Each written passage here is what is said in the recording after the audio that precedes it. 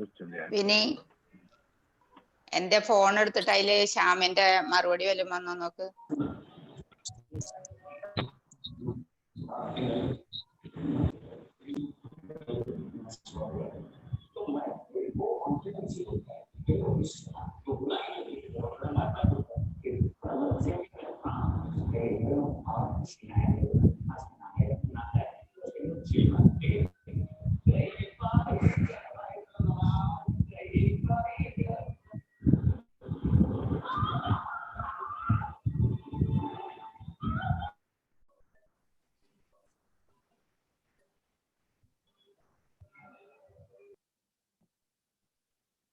नहीं है अभी तक?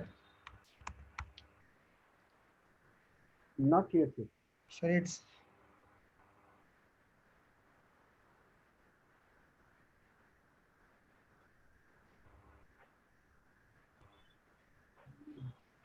अमृत, ट्राई टू रिंग हिम. कितना टाइम लगेगा? मैं पूछ रहा हूँ. मैंने तो मोबाइल ऑन करके पूछा उसको. मैं ऑफ करके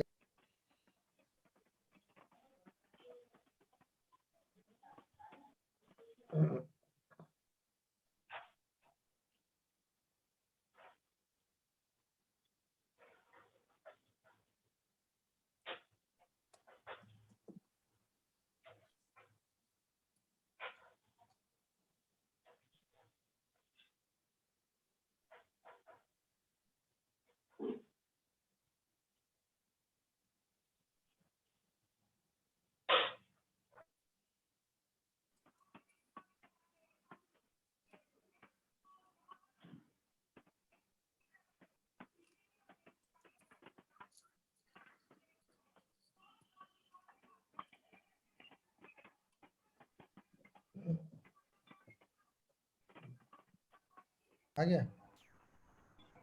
Okay.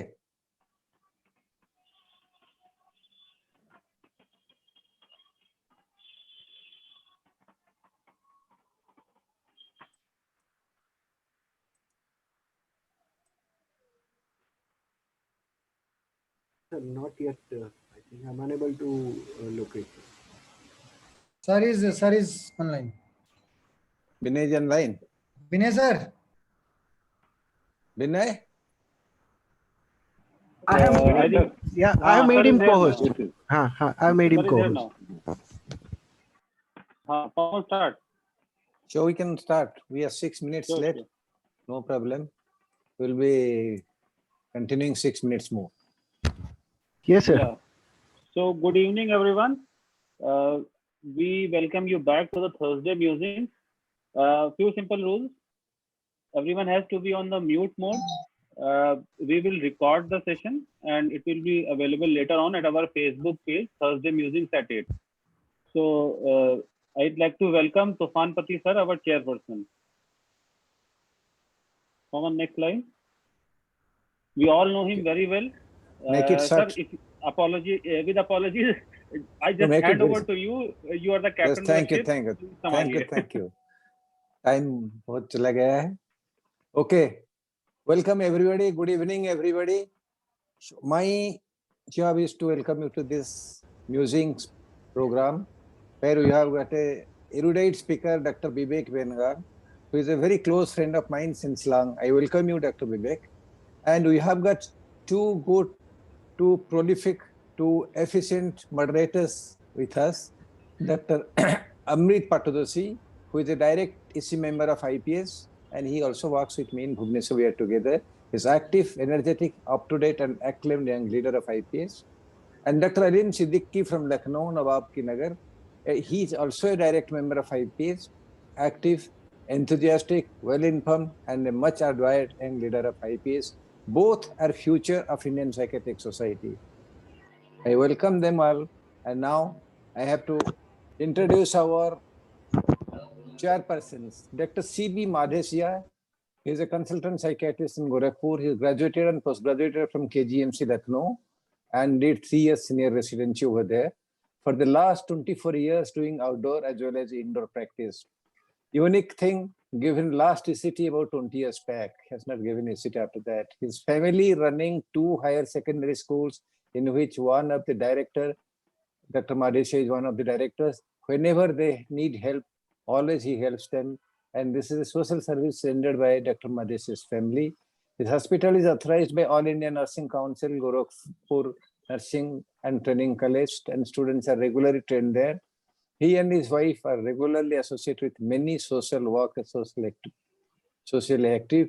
He was a secretary of IAPP, UP and UK, Uttarakhand for 5 years. At present, he is serving as president of IAPP UP and Uttarakhand branch. He is a member of Community Psychiatry Specialist Second Section of Indian Psychiatric Society. Welcome, Dr. Madesha. I'm very much thankful, very much obliged you are here. And next we have with us Dr. Binay Kumar, with a consultant psychiatrist in Manobeth Mind Hospital and Research Center, Private Limited Patna. He had been the secretary of Suicidology Specialty Section of WASP. He is the coordinator publication committee of IPS, immediate past honorary general secretary, during which time he had been quite vibrant and quite well known to everyone who are over here. He is past honorary treasurer and chairperson of the publication committee of IPS. He is the editor and co-editor of Interfaces of Psychiatry, IPS textbook of UG Psychiatry, Social Psychiatry, Principles and Clinical Perspectives, Spectrums of Psychiatry. He is IMA Ramachandra N. Murthy Award. He has received that in 2007. His literary writings in Hindi, 4 books of poetry and 2 books of prose, including an awarded and best-seller book on mental health. He is a poet, he is vibrant, he is active. We welcome both the chairpersons, Dr. Binay Kumar, a younger brother of mine since he joined IPS, and Dr. Madesha, my close friend, to chair the sessions and take over the mic from me. I rest now. Thank you very much, Dr. Tufan Pati sir. I'm really obliged to you for inviting me to chair this very important session in which Dr. Vivek Benegal, one of the leading addiction specialists of Asia, I must say world, is going to talk to us today. Friends, addictions among adolescents and young adults are becoming a big challenge. Sadly, majority of addiction in majority of cases begin in this age group. India, which was culturally different, is losing its uniqueness fast, has not become uncommon, and on the other hand, society is experiencing whole range of spectrum. In last 15 years of last century, we witnessed a rise of opiate and opioid addiction coupled with alcohol, and this corresponds well with advent of globalization and economic liberalization. And now, in a globalized and liberalized India, things have changed in a different directions as well. Now, the century, new century is becoming fast, the century of behavioral addictions. I remember the famous horror movie maker Alfred Hitchcock, who said once that TV has brought violence into our homes. On the same line, we can say that mobile phones have brought the whole range of behavioral addictions in our homes, in our hands. So this is the situation. The fact is that epidemiological evidences suggest that people who begin experiencing with drugs or other addicting materials early usually become a chronic addict. So in this situation, the society is changing fast, family is breaking, support system we are losing, and children and adolescents are getting exposed to the whole range of addictive substances, including behavioral addictions.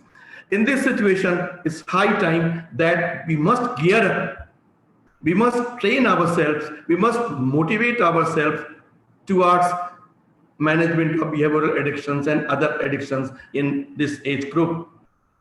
Friends, there was a request from my co-chairperson, C.V. Madesha, that I must share some poetry. I'm remembering one very old couplet. It's a very simple. Everybody will understand that कुछ तो वह लोहा था, कुछ दुनिया जलती थी भट्टी सी. कुछ तो वह लोहा था, कुछ दुनिया जलती थी भट्टी सी. शातिर लोहारों ने उसको चाकू सा तैयार किया. So our young adults, adolescents are like iron material, and the society is transforming them as a knife, which is cutting social fabric, which is cutting their lives and other things. With this, I request our co-chairperson, Dr. C.V. Madhesiya, to introduce, just a formality, we all know Dr. Vivek Benegal, to introduce today's speaker, Dr. Vivek Benegal. Thank you, sir. Thank you. This is my privilege to introduce such an eminent personality, rather the best researcher in addiction, Professor Vivek Benegal.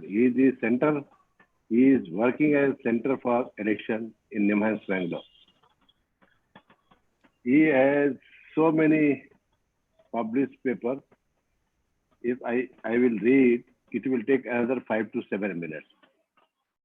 I only read his area of interest and the research work he has done. The area of research is the neurodevelopmental of vulnerability to externalizing and internalizing disorder, epidemiology of substance misuse, the translational research, now intervention for SUDS, and fourth is the policy and advocacy. The recent work is the consortium of vulnerability of externalizing disorder and addiction, the Indian neurodevelopmental cohort of 10,000 youngsters. This is a big number. Accelerator program for discovery in brain disorder using stem cells, longitudinal images genetics, and stem cell study of psychiatric disorder. And the third one is the recent work is the National Mental Health Survey. Today's topic is the approach and the treatment of adolescents and young adults. This is the most notorious. Young adult, when the secondary sexual characters starts developing, even male and female. Now the females are also using so many drugs. Each and everyone must be experiencing. Parents, good or bad parenting is the cause of this issue. For this, I invite most eminent, most recent research-oriented work for society, Professor Vivek Benegal, sir. Sir. Yeah, okay. Thank you so much. Let me share my screen. And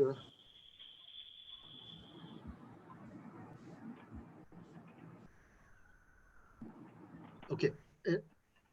Is it visible? Yes. Thank you so much. Very much. Thank you so much to the group for inviting me. I have been following some of your programs, and I was very, very happy when Dr. Tufan, an old friend, asked me to talk about this, especially in a format which is about musings. Normally what happens is when we talk, it's very subject oriented, that you talk about this drug and this effect, or even when I talk about neurobiology, I'm talking about neurobiological effects, etc. But, as I'm growing older, I also feel the need to actually look back on what we've been doing, look back on the changing philosophy of, how we've been handling mental illnesses, as well as, of course, handling, substance use disorders. And what I thought I would do today would be to reflect a little bit of the science, but I won't go too much into the science. What I will really talk about is the larger philosophy of substance use and how we as psychiatrists handle young people with substance abuse.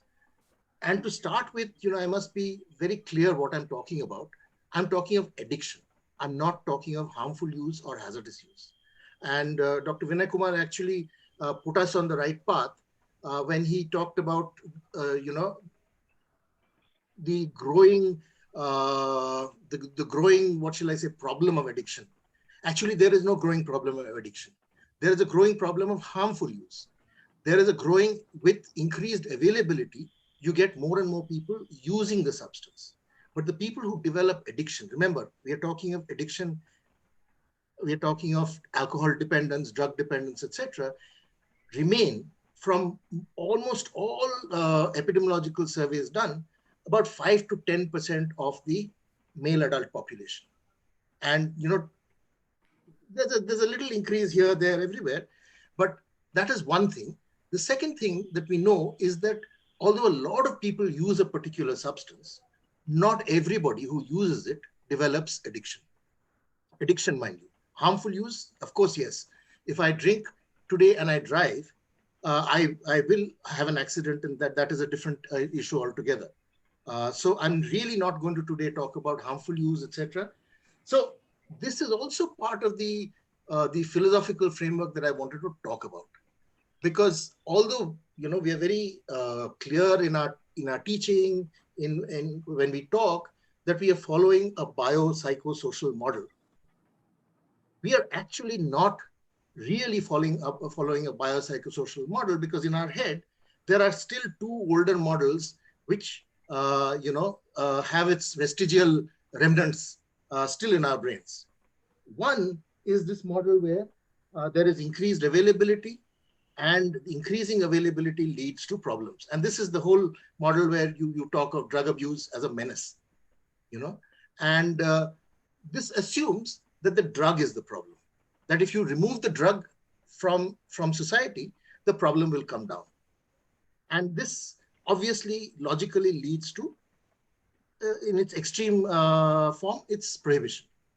The other model is what actually started off as the moral model, that there's some problem with a group of people, which is why they develop problems, that they're weak, they're not able to withstand, they're not able to control themselves, and therefore they allow this particular drug or alcohol to take over their lives. And so these are the two really major older models which seem to be still in our heads, still in our brains, when we try and look at the issue of addiction. So let me go forward. One of the, and as all of us here sitting here, if you're really honest, will say to ourselves that treating addiction is one of the most difficult problems that is there. And it's something that psychiatrists, at least my generation of psychiatrists, not the younger ones perhaps, have consciously chosen not to, or felt very uncomfortable with, dealing with people with addiction. And part of the problem is that people with addiction, especially younger people with addiction, are considered to be very difficult people. They're fickle, uncontrolled, moody, and none of it is wrong. Actually, they are fickle, uncontrolled, and moody. The second reason why people find it difficult to deal with people who have addiction or treat addiction is that it is a frustrating job. These are relapsing, recurrent illnesses, and no matter what you do, people fall ill and come back. It's like a revolving door, and it really gives rise to, after a person has been through this revolving door some 15 times, the patient and his relatives have given up, that nothing is going to change. And the doctor himself has also given up, saying, I don't think I can do anything about it, giving rise to a lot of therapeutic nihilism. The third thing is that this suspicion that this is not a real disease. This is a self-created disease. If only the guy would stop using the substance, if only the guy would stop drinking and control it, then there would be no problem. So, I mean, why should I really bother about something that this fellow has brought on himself? The fourth issue, which is a slightly, more philosophical issue, is whose responsibility is it? Is it my responsibility as a psychiatrist? Is it the responsibility of psychologists who will use their learning models to change that and bring about change? Is it the problem of people who are peers, and should this be only dealt with peers like AA and NA? And this is directly related to the fifth problem, which is for a long time, we didn't have effective tools of the trade. All we had was the guy, take the person, put the person in a rehab center, or admit the person, and try and convince the person to give up alcohol or drugs or whatever. So in a way, in the public mind still, there is this whole thing of the drug menace, and there is this fight between good and evil. I mean, it's so strange that we're talking about this on Shoshti, but this is something that is there, not just with addiction. Many years back, this was there also with other things like mental illness. This was earlier the problem with leprosy. This was earlier the problem with tuberculosis. Any disorder where we do not have an answer, where we do not have effective remedies, we have historically tended to deal with in this way. So let's take all these up one by one. Okay, one is that these are people who are difficult people, fickle, uncontrolled, moody. Okay, before that, I mean, just before I come to this, I just also wanted to reflect something which I think Dr. Vinay Kumar talked about, and I need to reflect that what he said was absolutely right, that this is a pediatric disorder. Addiction is really a pediatric disorder. And most of the people who get addicted do so before they are 25 years. There is another peak which happens after the age of 40 or 45 years, but that is a different kettle of fish. That is a different animal, so to speak, because, the course and outcome is different, the etiology is different, etc. And it's a much smaller problem. Although sometimes we see quite a lot of that, but the early onset, the ones which develop before 25 years, are more than 80% of the problem addiction.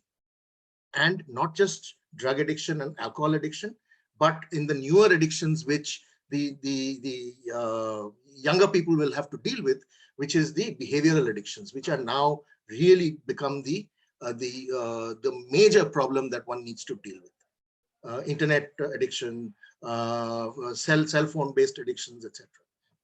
Okay, to come back, this proposition that the people we deal with are difficult people, they're fickle, uncontrolled, and moody. What one needs to acknowledge here, and this is something that we have learned, especially after looking at data which has been coming out of cohort studies, longitudinal cohort studies, which have looked at the development of mental illnesses across the lifetime, which have looked at people from almost birth and followed them up. And we find that most mental illnesses, especially substance use disorders like other psychiatric disorders, almost never do they start de novo when these problems seem to be recognizable. This is preceded by smaller, earlier problems from childhood and are accompanied when they develop by other problems. For example, I mean, people with substance use disorders, if you go into the history, you will find that they have had problems marked by transdiagnostic differences in psychological abilities. What psychological abilities? Difficulties in executive function, difficulties in emotional regulation, difficulties in emotional recognition. These may be subsyndromal, or they may be syndromal. They could have had childhood ADHD, conduct disorder, oppositional defiant disorder. In later life, they could be associated with antisocial personality disorder, borderline personality disorder, bipolar disorder, anxiety, depression, etc., etc., etc. The core problem seems to be with executive function. Executive function is this whole set of metacognitive functions, which like self-awareness, working memory, self-motivation, many more, which allow us to actually start and fulfill our goals. Start something and go right up to the end. In people who are likely to develop alcohol and substance use disorders, as well as a whole lot of other psychiatric disorders, there's deficient persistence. These are people who are less resistant to irrelevant distractions, that you start and then suddenly you focus on something else. These are people who have trouble re-engaging with a task. You start, halfway through you lose interest and you want to do something else. They are time blind. There's a lack of attention to future events and preparing for them over time. In a way, jokingly, I say that, say to most of my younger clients who come, that they are the world's best starters and the world's worst finishers. वो start करने में champion, खत्म करना नामुमकिन है. The other issue is about impulsivity.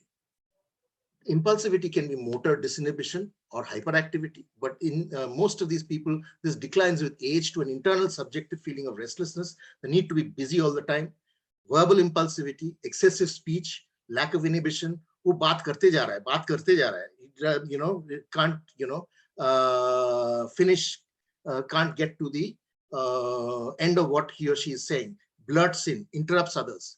Cognitive disinhibition, impulsive decision making, poor contemplation, acting without thinking. They have a hard time learning from the past or looking into the future. Motivational disinhibition, greater discounting of future delayed rewards. So what is a delayed reward? They can't wait for that. They will go for immediate gratification. Emotional impulsivity, impulsive expression of raw emotions and poor self-regulation of strong emotions. Again, as I say, they on their forehead, they have just do it. Like the Nike ad says, just do it. By now, you would have understood that what I'm actually talking about are some of the common symptoms found in adults with ADHD. Why am I saying adults with ADHD?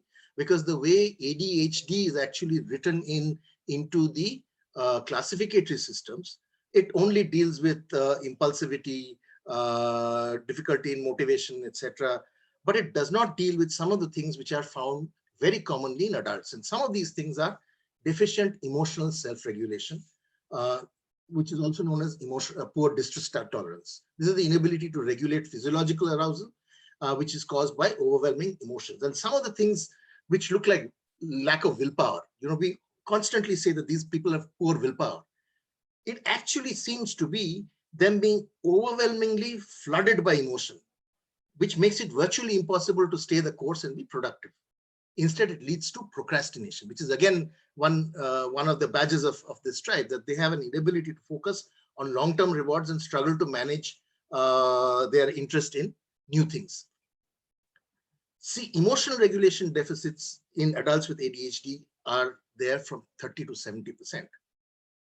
Then there is another thing which is common but under-researched, but it's extremely disruptive, and this is found in this population who are likely to or going to go on to develop substance use disorders, which is known as rejection sensitive dysphoria. Now, in earlier times, in my generation, this was called hysteroid dysphoria. Klein and others had talked about hysteroid dysphoria. This is characterized by intense mood shifts which are triggered by rejection, real or perceived, criticism, no matter how constructive, persistent self-criticism, including negative self-talk prompted by real or perceived failure.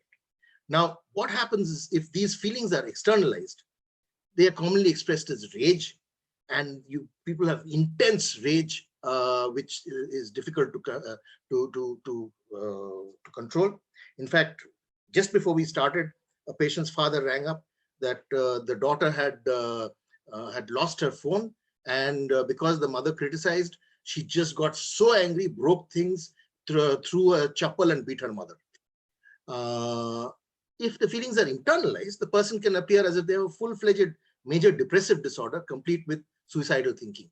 So the moods actually fluctuate very rapidly, so that a person with adult ADHD and rejection-sensitive dysphoria can have multiple episodes of mood dysregulation in a single day. The other difficulty that this group of people have is emotional recognition. They've reduced emotional empathy in adults. This leads to a lot of social missteps. They can't understand why people are behaving or saying something. They don't know when they have hurt somebody. And this leads to a lot of problems in interpersonal, academic, and professional lives. Why am I talking about this? Because this is the core of people who are vulnerable to develop addictive disorders. And let's find out why that happens. But before that, let's talk about some of the other things, the non-core symptoms and comorbidities. A lot of people who have this kind of core symptoms have behavior disorders like oppositional defiant disorder, conduct disorder, anxiety and mood disorders, depression, autism spectrum disorders, emotional lability, learning disabilities, etc. So while we have been trained to actually look at psychiatric disorders as convenient compartments, our diagnostic systems teach us that. In real life, there is a lot of overlap between these. And there is a lot of overlap between symptoms across these compartments, and which we never look at and which we never treat, and therefore that leads to a lot of other problems. But then that is a discussion for another day. This group also has co-occurring mood disorders, and definitely 70% of bipolar disorders have ADHD, and 20% of people with ADHD develop bipolar disorder. But what no one talks about, it's less discussed, is bipolar 2 with more depressive episodes and high rejection sensitivity is commonly seen in adult ADHD and people with substance use disorders, especially people who have binge use. You know, people who start drinking will drink for 3 or 4 days, and then for 3 months they will not drink. What we do, at least in our center, is we actually check whether this was preceded by a very, very brief mood episode. And in a lot of people, treating this mood episode actually helps control the substance use disorders. But before I finish, this group of people with the externalizing syndrome, which is what I choose to call it rather than ADHD or ODD or CD or ASPD, are also associated with very, very high creativity and often high intelligence. So here you have like a head's tail of a coin. On one side, there is high opportunity. On the other side is high risk. And most of these people are actually very, very worried, and their parents are very, very worried that despite this high creativity, why is this person not able to go forward? Why is this person with such high intelligence the last one in the classroom, whereas people who are half their intelligence are going forward and grabbing their goals? And this is an ambivalence that we need to be able to tap, and I shall talk about it a little later. So why does this happen? I'm not going to go into details in this presentation, just to say that this is a consequence of a developmental delay involving functional circuits and psychological capacities in these people. And this usually is influenced by interactions of the genome and the exposome, which is developmental exposure to psychological stresses, nutritional stresses, and neurotoxic stress. And Dr. Madhesha was actually, while he was introducing me, talked about the CVEDA, which is the Consortium on Vulnerability to Externalizing Disorders and Addictions. And this is what we do in that. This is what the data that we are finding in that, where we are looking at 10,000 youngsters across 7 centers in India, and we are mapping how their brains grow across age. We are mapping how their brain growth, the trajectories of neurodevelopment, how they give rise to the development of cognitive functions, of other psychological functions, and how these, when there is a deviation in them, give rise to psychopathology, whether it is internal psychopathology or external psychopathology. And I mean, just as a teaser, I'm not going to talk about it here today, we now have indices of brain age. So like pediatricians use curves of height, weight, head circumference to see which child is above or below the centile, we have now developed this kind of a brain age curve, and we are able to, for example, predict that the children who have started using substances in our group of 10,000, their brain age, their brain trajectories are different from the children who have not. So this is very, very interesting work. and some other day we can talk about it. Just to say that there is a very solid evidence base. And we, for example, this is a paper of ours which looks at the fact that children who are at high risk of addiction have altered brain cortical maturation. They have in fact delayed brain cortical maturation. And if the blue line is the normal thing, the red line is children who are trying to catch up, children who are at high risk of developing addiction, trying to catch up. And there is a lag of around a few years between children who are at high risk and children who are at lower risk. Sorry. And we have also, as part of this work, we have also been able to identify some, 10 circuits, 10 functional circuits, which seem to predict very strongly up to 70% accuracy, children who are likely to develop addictive disorders. But anyway, these are things that, hopefully, we can use later once the technology develops better. The reason why I'm showing you this slide is that what I'm talking about this whole vulnerability issue, has a very strong scientific evidence. Let me go on to the fact as to why these children go on to use substances. One of the things that we have learned is that the people with this whole externalizing disorder also have alterations in key aspects of the reward system. And this is related to deficiency in dopamine transmission along the reward system. And in dopamine deficient brains, you get a surge with all of us. If there is something that you give me, if you give me a chocolate, there will be a surge of dopamine in my reward circuit. For people who have dopamine deficiency, where their baseline is low, that chocolate surge gives them a super high, right? But it is something that you get a surge of motivation, but immediately after the surge, it returns with an immediate drop in motivation. So whereas if you give me a chocolate, my dopamine levels will surge and will then after some time fall. With people who are at high risk, it will surge and then fall. The surge will be less than mine, but it will fall immediately. So the need to get the next fix, to get the next bar of chocolate is that much more. The second thing that we have learned is that not only does this surge in dopamine increase euphoria or hedonic state, but it also enhances cognitive control. Remember, these are people who had poor cognitive control to begin with. And then you give them something, whether it is coffee, tea, or whether it is alcohol, which allows them to have some cognitive control for a very brief period of time. What will they do? They will use it again and again and again and again. Also, side by side, because of their impulsivity, they are at higher risk to try things, to experiment much more than other children. And these together lead to early repeated use, not only of substances, but also behaviors, dangerous behaviors, whether it is high risk fast driving, high risk sexuality, working on iPad all the time, or internet gambling. Okay, so let's go to why this is a frustrating job, why this is a relapsing and a recurrent problem. One is that, like any learning that happens, the regular use of a particular substance leads to long-lasting neuroplastic changes which occur because of epigenetic changes that occur.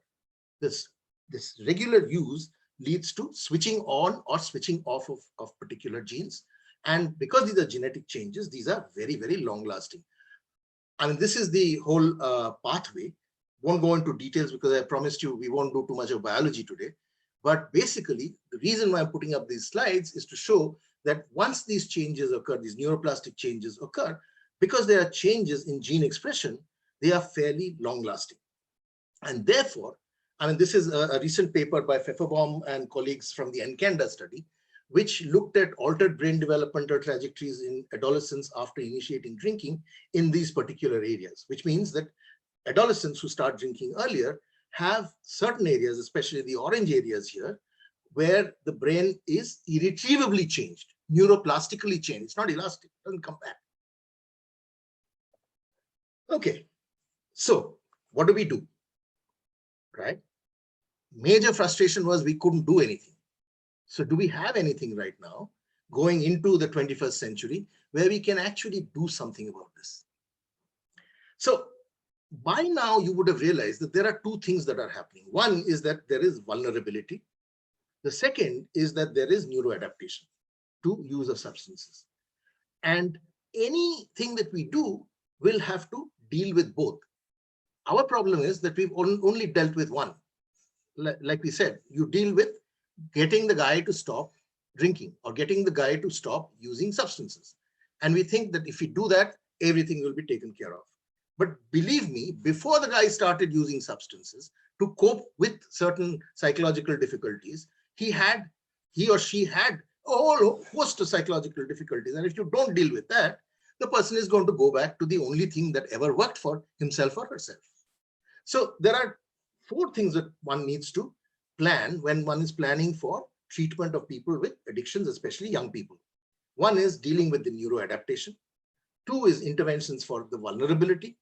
3 is each drug has its own consequences. Alcohol has its own consequences because of its biology.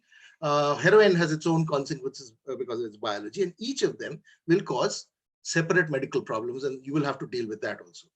And D is the human consequences. Because of the particular behavior, because of what is happening, you have problems with self-image, etc., depression, negative mood states, etc., etc. You have problems with interpersonal, in interpersonal area, with parents, with spouses, with teachers, with the society, and you have social, economic, and legal problems.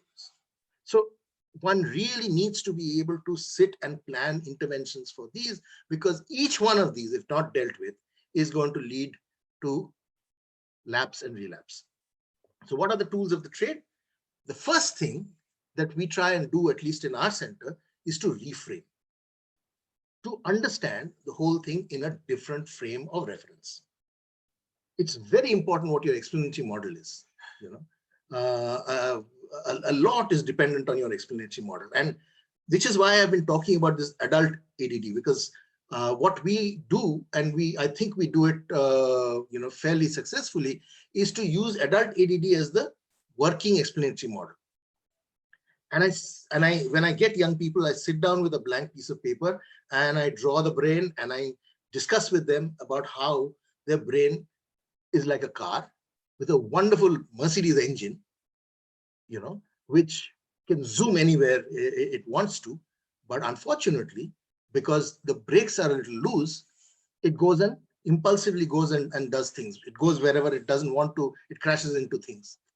The other thing that happens is that the gears, which is the anterior cingulate, whose job it is to actually to motivate and to keep motivated, it starts off and then halfway through says, I'm not interested. So this is really like a car with a wonderful engine, loose brakes and stuck gears. And what do people do? I mean, if you look at the autos in our on our streets, autos have 2-stroke engines, right? And they go very slowly, put. So a lot of people, unscrupulous people, instead of diesel, they put kerosene. Kerosene is aeroplane fuel.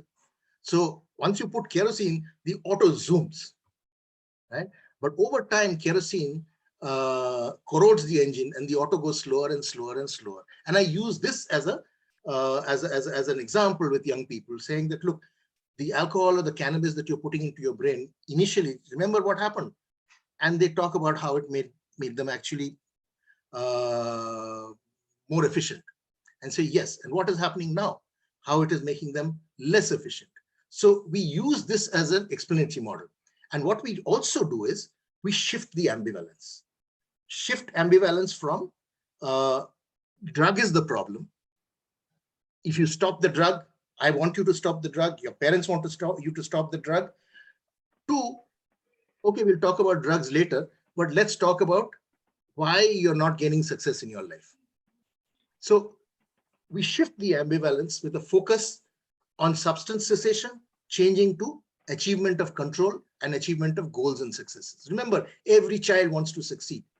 Every young person wants to get the Nobel Prize or make pots of money or whatever. And within all this drug taking, etc., is a young person wanting to come out and succeed. So once you shift that, once you shift the priorities, you are then able to talk to the person about about priorities and plans of action. What usually we are perceived as doctors is agents of people who have been telling them, hey, you have to stop, you have to stop. So you are the 976th person who's saying you have to stop. So the young person's response to you mentally is, okay, you're 976, let me finish with 975. After that, aap aa jao. Okay. And the automatic response to, "Arey yaar, naya kya bol raha hai yaar?" You know, and therefore this kind of reframing is very, very, very important, and we find it to be very effective, especially with younger people. So here you acknowledge the role of the substance as a faulty coping with lifelong problems, and it's not the child's problem that he or she used it. I mean, sorry, I'm very sorry as an elder and a doctor of not having told you that this is a stupid way of dealing with it. This was your best bet, you used it. Unfortunately, this is a bad medicine. If you had used a better medicine, maybe let's talk about better medicine. So what we do is agree to scale down the substance outcome from abstinence to harm reduction. Because abstinence is Mount Everest. Wahan jaake log bhagenge yaar. You know, just looking at Mount Everest makes you want to run away. So the response to a young person that we have is, okay, bhaiya, you don't need to stop. Right now, it's okay to just go to base camp. Thoda kam karo, control karo, wo kar paoge? I can do that. Okay, fine. Then once we go to base camp, wo dekhenge. We will sit and look at the mountain, and one day we will climb it. And that allows people to actually re-engage in the goals. The fourth thing that we do is promote self-efficacy by shifting responsibility. It's not my responsibility, boss, it's your responsibility. Apna life, you will have to handle it. I can tell you how other people have handled it, but it is not my job to police you. It is not my job to scold you. It is not my job to, if you don't want to do it, sorry, I don't want to do it. This is a 50% cooperation. If you're not interested in it, thank you. I'm sitting here. Anytime you're interested, come back. The fifth thing is, it also helps us enlist the support of the significant other, the parents. The parents have given up. The parents are scared. The parents are angry. Once you give them a new explanatory model, which is a success-oriented, every Indian parent wants the child to succeed. Once you say, look, your child has not been able to succeed because of this particular thing, they'll say, long before that, the story is, see, my son was such a brilliant boy. All these bad children got and gave him drugs, and his life went down the drain. Once you give them the story, they'll say, you're right. You know what? Even before all this started, even before taking the drugs, he had a problem. Wo badminton shuru kiya tha. 3 din khela. After that, he wanted to do cricket. He said he wanted to do sing music. We got a harmonium, and within 3 months, he said, no, I'm not interested in this. I want to do horse riding. Yeah. So they are able to, because of, they are able to tag on to this and say, let's do this. So the second thing is that it allows them to escape from their guilt. There's a lot of guilt. So they say, okay, so this is not because of something that I did, right? But can you tell us how to handle him, because it's very difficult to handle. So this reframing does a lot of important things. But the most important thing, as far as I'm concerned, and as far as today's talk is concerned, is that it helps the therapist, it helps the doctor, the psychiatrist or the psychologist to understand that substance use disorders is not the cause. It is merely faulty coping and a complication of a neurodevelopmental disorder. And the only thing is, it prevents the proper treatment of the actual neurodevelopmental disorder, right? So you're then able to think that abstinence is not the only outcome. Harm reduction and regaining control over other areas of life is likely to ensure continued engagement. And that is what happens. Once the story shifts, once the story changes, people come back. People relapse, and people will be people. Drugs will be drugs. But there is a longer engagement with the process. And this is something that, we've been seeing ever since we've been doing this. So the therapist is a collaborator working to improve self-efficacy.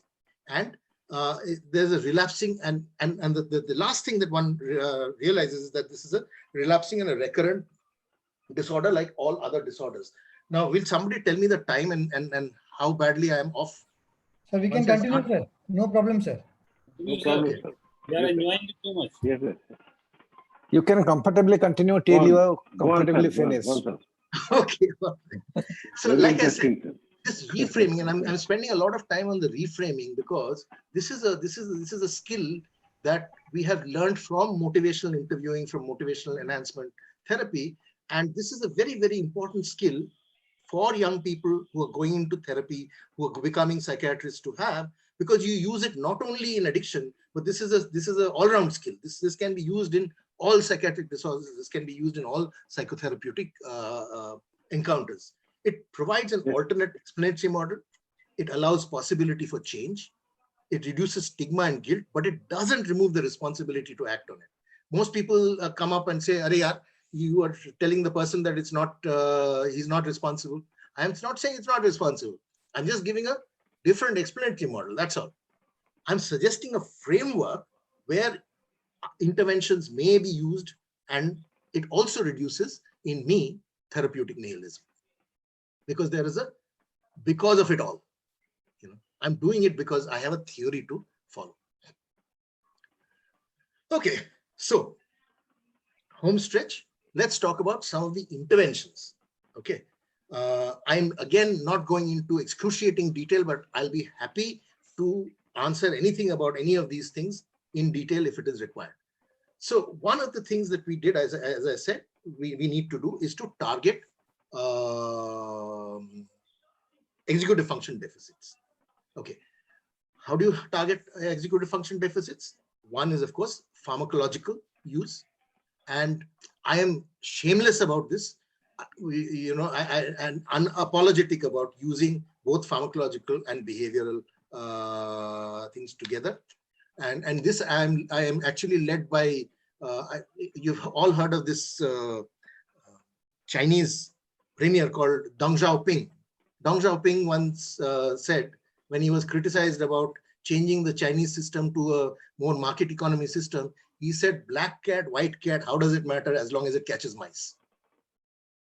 So in that same way, anything which actually changes the status quo in the brain, changes the status quo, is useful for us.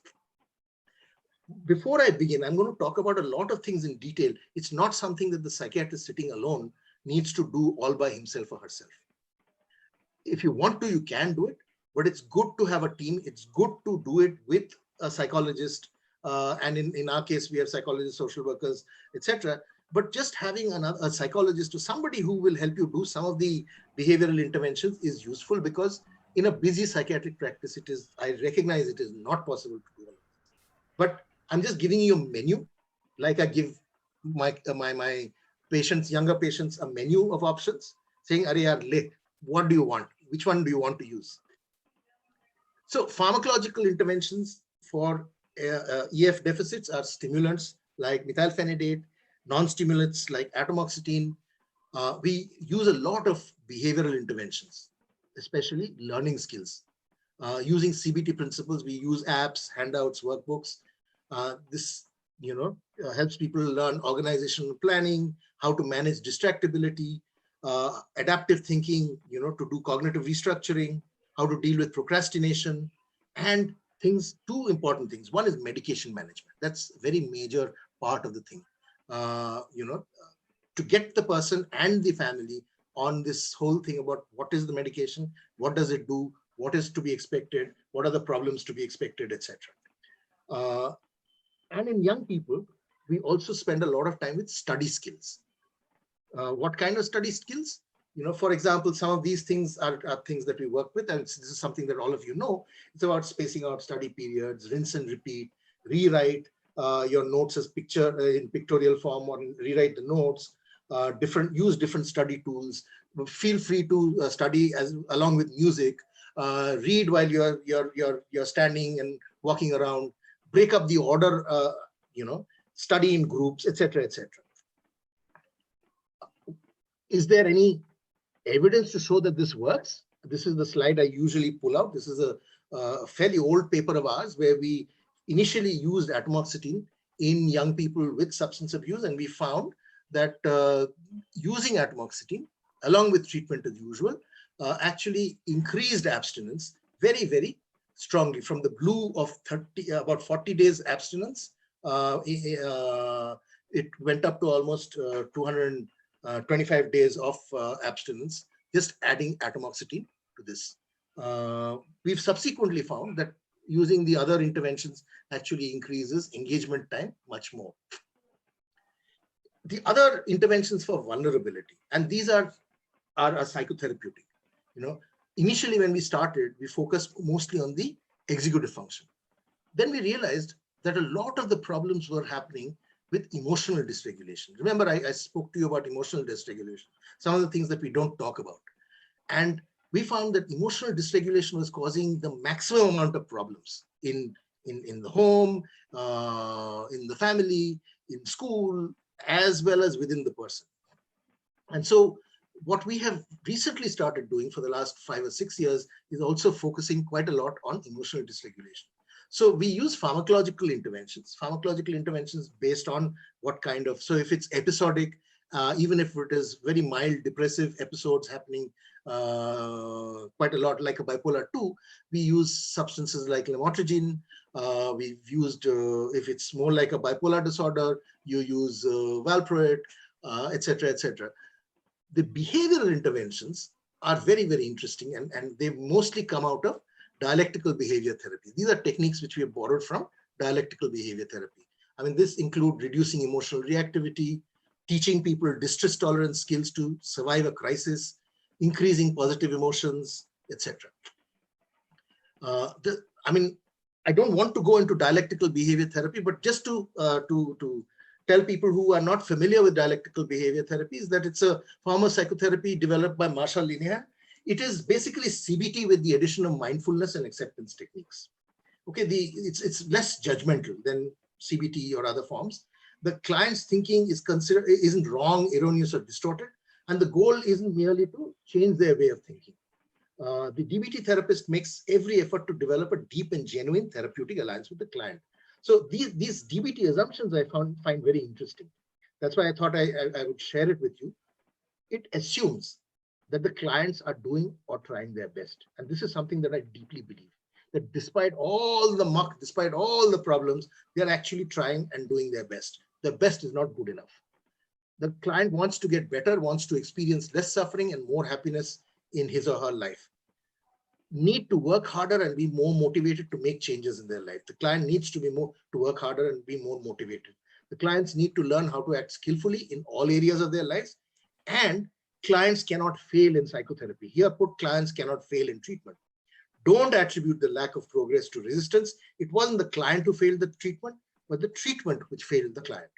And this is a philosophical shift that we have made, and this is what I teach my students.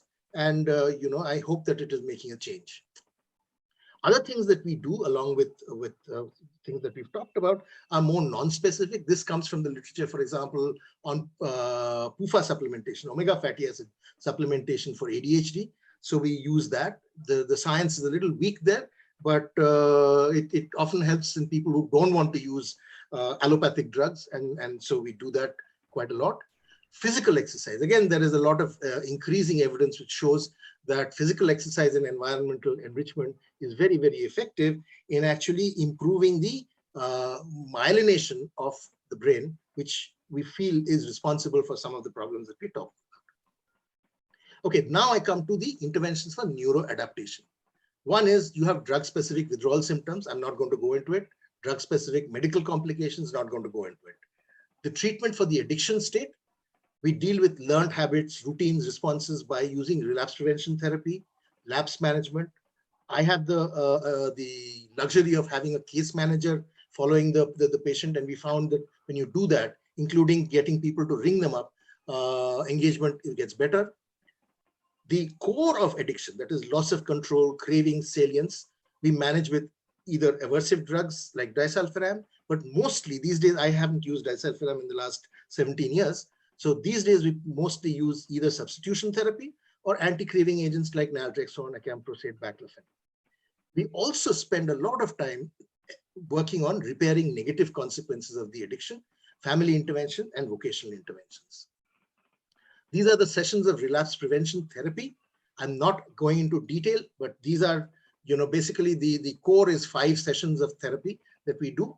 And people who want or stay longer, we have some of these other elective sessions. This is again another old slide of mine where I just using it to show how some of the newer drugs really tap into some of the pathology that is happening and seem to help. For example, what we found is that baclofen seems to lead to deactivation of the insula, which actually there is activation in response to drug cues. Baclofen deactivates it, so people don't respond emotionally to these drug cues. And it leads to activation of the anterior cingulate cortex and the prefrontal DLPFC, which is responsible for the person being able to think despite the drug cue. So they're able to think, yaar, aaj piyenge, nahi, aaj nahi piyenge, kal piyenge. So this is somehow some of these newer drugs are working. The treatment locus has changed. Okay, treatment has become more outpatient, home-based, inpatient only if there are severe withdrawal symptoms or very poor support, or person has had many failed treatments. The focus, as I said, is first harm reduction and improved functioning and quality of life. Eventually, we will go to abstinence, and a lot of people do. Treatment also is about accepting that there is no one-time permanent solution, just one treatment. This is not like a fracture that you treat once and it gets better. This is more like diabetes or hypertension or bipolar disorder. People who fail to stay with treatment are not necessarily failing, as I said. Which brings me to my biggest peeve. Long-term incarceration functions only as costly repeating respite for families, not as a better solution. Okay. I'm not going to go into detail except to say that we spend quite a lot of effort in parenting, teaching parenting skills. These are slightly more broader. We find from the data from our CVEDA study that the school environment is very important in preventing some of these externalizing symptoms. Community and living environment is important. And this is where, availability and delaying initiation is very important, where proper following of the rules for availability of substances is important. Okay, I just want to end on a slightly philosophical note. What is my role? Okay, this is a question that I think all of us should ask ourselves. Who do I serve? Am I serving a client or I'm serving a patient? This is two things. A client is an equal who comes in, who seeks treatment. A patient is dragged in or, often brought unconscious, and I operate on the patient. What is my desired outcome? Is it abstinence? Is it harm reduction? Is it cure? Is it control? Am I willing to accept that the relapsing recurrent state is the best that I can do? What is my role in terms of who I am? Am I going to be paternalistic, benevolent, controlling? That I want the good for my patient, but I want to be able to control what the patient does. And if the patient doesn't do things according to me, then there is a problem. I start talking about how the patient is defensive, etc., is in denial. Or am I laissez-faire that theek hai, jo karna hai karo, I have no responsibility. Versus, and this is something that happened very recently, and that's why I started thinking about it, and I thought I would use my friends here as a sounding board. 2 or 3 of my patients very recently, in the last 1 year, have told me, you know what, we are looking out for a wise person. And I didn't know. Wise person in my head was a fellow with a dari, 70 years old, and I was not ready to be a wise person. But I looked up what a wise person is. Wisdom is a very multifaceted concept. It's cognitive, reflective, and pro-social. That you have to have knowledge and experience. You have to have the ability to examine issues and examine oneself. And it needs to be pro-social. It has to have benevolence and compassion. So wise person involves being able to view situations from a third person perspective, like a fly on the wall, rather than an egocentric point of view where I'm also playing the game. You know, you have to be a good referee or a good umpire. You have to be able to see the world in shades of gray, meaning you have to be able to have the capacity to hold two diametrically opposing ideas in your head, and for the situation in hand, make sense out of these two. You need to be able to balance self-interest and the common good. You know, the ability to look beyond my personal desires. What do I want? What do I think? What do I think the situation should be? One should be brave enough to challenge the status quo, be willing to question the rules. This is the way it's always been done. If I do this, if I question this, people will, come after me. Aim to understand rather than judge. Focus on purpose rather than pleasure. Here, pleasure is not really hedonic pleasure, but the pleasure of being right, the pleasure of being proved to be perfect. I will end there. There are some of these books that I have put up there. I mean, you could share it with people who are interested. And these are, some of them are very nice workbooks. For example, DBT Made Simple is a workbook. Cognitive Behavioral Therapy for Adult ADHD is a workbook. The CBT Coping Skills Manual, Motivational Enhancement Manual, and the therapy manuals from the NIDA are available free. I've put their URLs there. So these are some of the books which are helpful reading. And for the younger people, if you have the time, it might be a good idea to access these. The ones on the top are available at Amazon. And for people who know their way around the net, you might even find free copies somewhere, floating around somewhere. I will end there. Just to summarize, what I have been talking today is the need to see addictive disorders as a coping mechanism to psychological capacities, because they are unable to deal with normal environmental demand. And this is secondary to a neurodevelopmental continuum disorder. What we need to do in management is to reframe, and that helps us and the patient get out of the stuck state that they are in. We need to treat neuroadaptation. We need to treat vulnerability. And finally, I ended with some musings on what a therapist, what a psychiatrist needs to be. Thank you very much for your interest, and I'm very, very apologetic that I've shot over the time.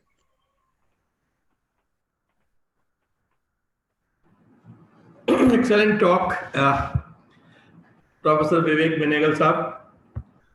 And the session was attended by around 350 fellows from Indian Psychiatric Society. It's a great evening.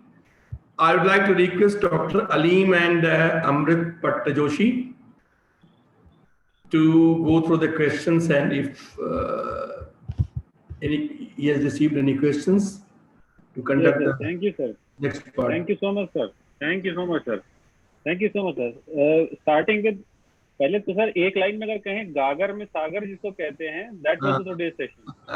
We listened to all the things and everything interlinked with neurobiology, how the drugs should work, how the therapy should work. I think, sir, whoever has missed this session has missed a lot. So if I may request you sometimes to come back again, sir.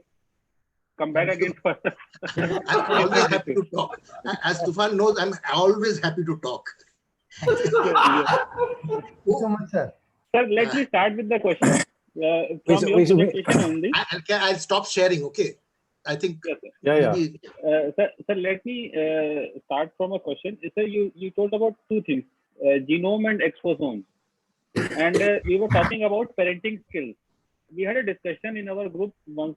There were divergent opinions. So what I want to know, if we talk in the terms of effect size and numbers needed to treat, so the parenting skills hain, how are the parenting skills are how much effective in later on turning off or turning on of a disorder or addiction or behavior in general? What is the effect size of this parenting skills? If you can get an idea what I'm asking. Very interesting question. I don't have a real effect size to give you, but one of the things that we are learning, and again, this is something that we are getting from the CVEDA cohort, and there's also a lot of literature.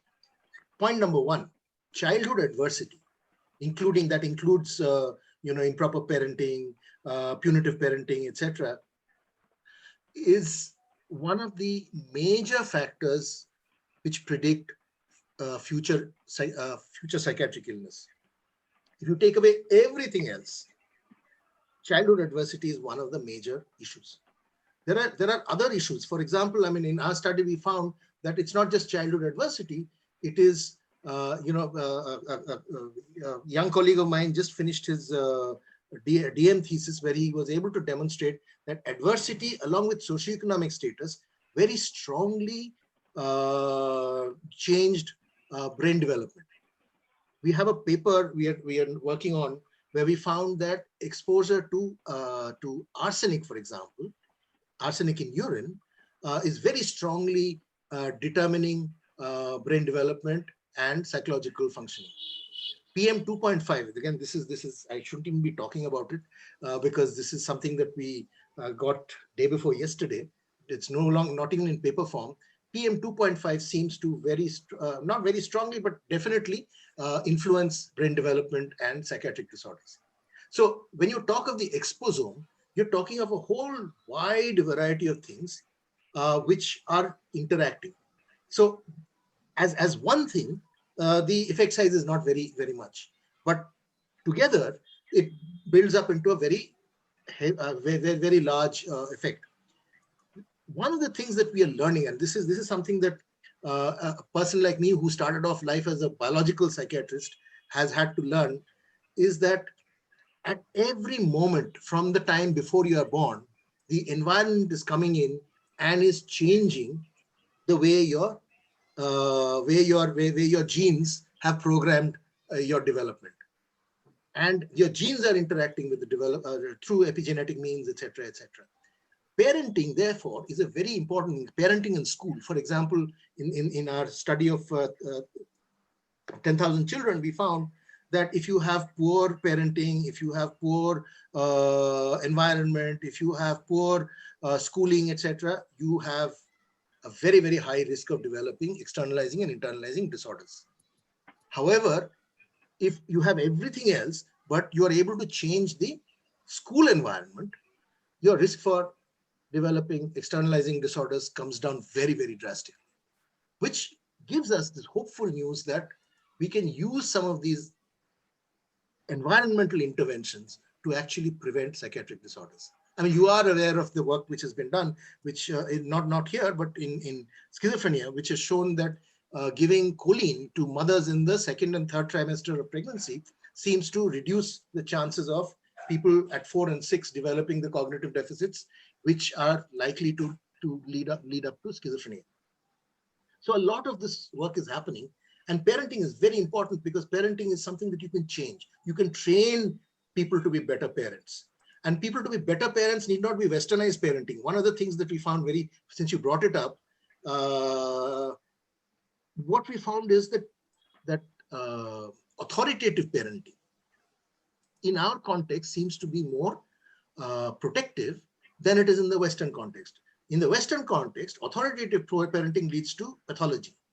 In our context, authoritative parenting seems to be protective. So this culture also matters a lot. You know, the protective aspects of these things are mediated by culture, mediated by a whole lot of things. It's very interesting what we are finding, but we are still early days. So I don't know whether it answered your question, but it allowed me to speak for 5 minutes. Yes, sir. Next question.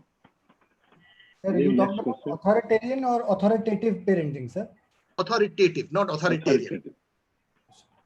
Which is part of the authoritarian. This is slightly authoritarian also. But if you look at parenting, sir, authoritarian is... I know, that is exactly what I said. In the West, most of our data we get from the Western context. Right? Sir, coming to the next part, when we are looking at parenting, what is the role of trauma in addiction, sir? And how does trauma work help in addiction interventions, sir? So that is exactly what I said, that not just addiction, in almost everything, whether it is ADHD, whether it is conduct disorder, whether it is schizophrenia, whether it is bipolar disorder, childhood adversity, which is trauma, childhood trauma, is a very, very strong predictor of future pathology. And therefore, trauma work, trauma-related work is important. The big issue with trauma-related work in children and adults is you don't know where the trauma was, when it happened. It's not a very specific trauma like you have in PTSD. The trauma is a very focal trauma and a circumscribed trauma. So you can do very easily, you can do trauma-related work. But this is again another paper that we have just submitted about the childhood trauma in the 10,000 children. We found that childhood adversity rates were really, really high in Indian children. They're really high. It's not low at all. It varies from different types of yeah, right. Even child sexual abuse, which most people don't discuss, is very high.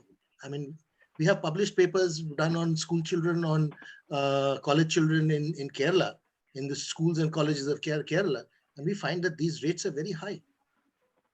And what worries me is that when I look at the demyelination effects that are happening, or not really demyelination, delayed myelination effects that are happening to these children, that worries me, because the effects are long lasting.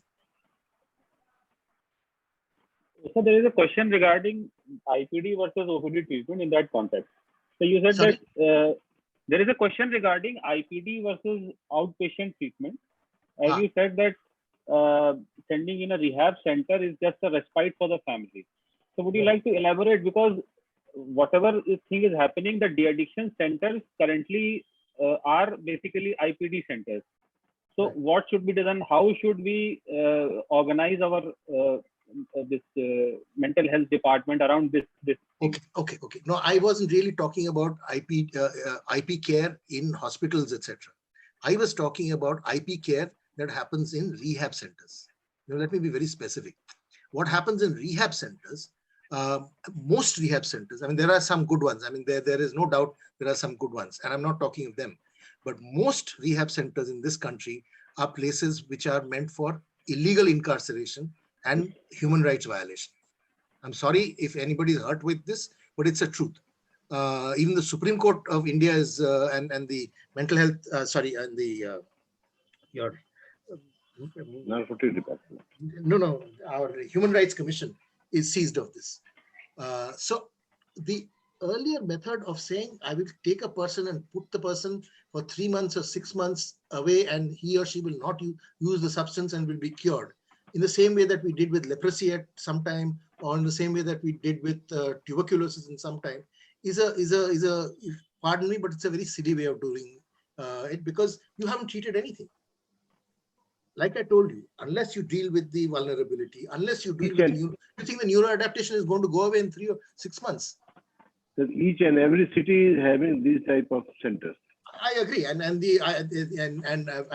when I was in charge of the substance use disorders thing, I have talked about the IPS doing something about it, but there are very large commercial interests involved, so it's difficult. So my question is, but however, having said that, I mean, I am not suggesting that we do away with all our inpatient department. Like I said in my slides, very clear. If the person is has medical problems, a lot of the older people will have medical problems. If the person has no support, a lot of the people, especially the older people, will have no support. Their wives would have gone off, their children are not looking after them. If the person has had multiple relapse attempts, and if the guy goes out, he will start drinking again, you will obviously put him in. And one of the things that we have started doing is reduced admission, especially for repeat people who are coming back with a relapse. So my my arrangement with people is you've lapsed for one day, you stay for 24 hours and get out. It doesn't mean that you do the entire program again. It's too costly, it's too much, it's too boring, etc. It's the same philosophy or policy that we use for ourselves. I fall ill, I have cough, cold, or GI problems. I take 2 days or 3 days off and then get back to work. Sir. Yeah, so that means we have to take the treatment to the patient. Sorry? That means we have to take the treatment to the patient and his surroundings. No, That what I was everything suggesting, is that you can start treatment. You don't have to. Earlier we believed that every person has to be detoxified. Okay, sometimes you need to detoxify, but with the newer drugs, what often happens is that we say, okay, fine. What we're trying to do is get you to reduce quantity frequency. Aap dawai lo, and let's see whether you can reduce quantity frequency. If you can't, come and get admitted. Okay, so in a way it has helped, but ultimately the decision is yours to take. There is no fixed algorithm here. Sir, my question is, the OST is the rational or irrational treatment? Because OST. Because most of the patients are knowing what I am taking, and after that she start taking that drugs regularly. Right. Now, OST works on the principle that this is a person that if you leave him alone, he will start taking heroin again. Yes. Heroin is very harmful. He might die of overdose. I would rather that he comes and takes a medicine in medicine form. How does it matter whether it's opioid or not? You would give a cancer patient morphine. You are quite comfortable giving a person with mania sodium valproate. You're quite comfortable giving a person with anxiety disorders benzodiazepines. You're quite comfortable giving a person with schizophrenia risperidone for years and years. When it comes to this particular thing, why do we suddenly develop a different rationale? Is something which is very much beyond me. It is a medication that you're giving, and what does happen once you give that medication is that patients' lives get better. At the end of the day, have you and I taken a theka to rid the world of all the drugs on earth, or have we taken a theka to actually make people's lives better? I think we have done the second. Yes. We've taken an oath, a sacred oath, to make people's lives better. And what we have observed, and we started using OST very, very many years ago. And what we observed was young people. First of all, it allowed a lot of young people who would have died of overdose to stay alive. Second, it allowed a lot of young people to go through their education, get jobs, get married. I'm now seeing their children. Okay, so it has, in my way, in the way I look at it, it has made a major, major impact on people's lives. Sir, you have surveyed more than 10,000 student children. Right. Do you find they are taking thinner and solution? They're taking what? Inhalants.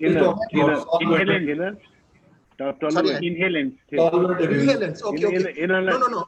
The children that we have across these 7 centers are not necessarily drug-using children. These are normal children. Remember, we are looking at how human brains grow and how some human brains grow differently towards psychopathology and some human brains grow towards resilience. So, however, user solveness in young people is fairly, fairly common. But remember what I'm trying to tell you, that of all the people, for example, let's use alcohol. But 30% of all Indian men use alcohol. 5% develop substance use disorders. And it's not related to what alcohol they're drinking, etc., how much. It is related to this entire vulnerability that they have. Just taking sugar doesn't give you diabetes.